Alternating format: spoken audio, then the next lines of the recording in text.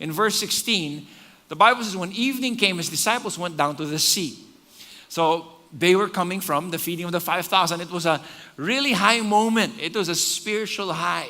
And then they go to the ocean, and then the storm hits. How many of you know sometimes when you're in a spiritual high, right at the bottom of that spiritual high, the devil will hit you? Okay, I don't know if you've gone through that or you're going through that right now.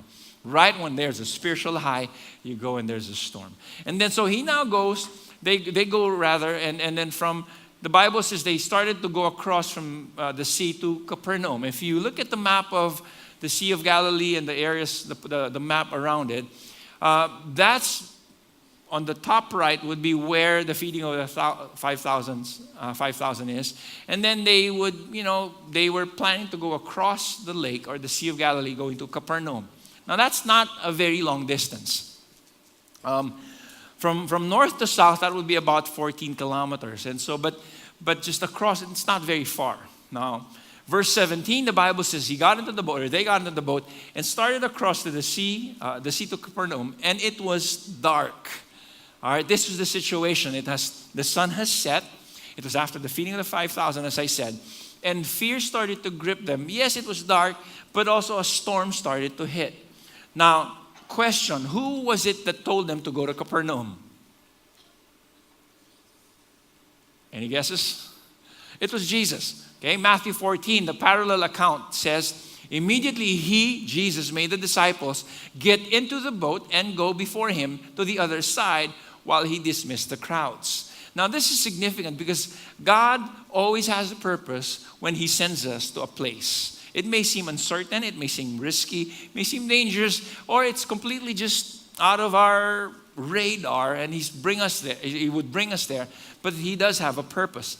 Now, there are moments that we're caught in a storm because of our disobedience. Jonah, if you remember his story, he was in a storm. It's because of his disobedience. But sometimes we're caught in a storm not because of our disobedience, but precisely because of our obedience. They were obeying Jesus, but they were still in a storm. Okay?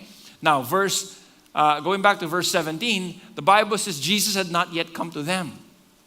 It was dark and Jesus wasn't with them. I remember Pastor Greg Mitchell, our Every Nation Church pastor in Vancouver, Canada. He was saying this. He says, people become anxious when they don't see Christ in the picture. And so when we don't see Christ being in the picture, sometimes we become anxious. And just because he's silent doesn't mean he's absent. And so here, it didn't seem like Jesus was there. All right, and so I don't know if anybody here going through some, dark times, whether, you feel like your parents are about to separate, or, your job security is threatened, or, your children are in the wrong company, whatever that might be, okay? And so, but I do want to give you an assurance today that though they could not see where Christ was there with them, okay? Because where Christ is, Christ is. In other words, he's there.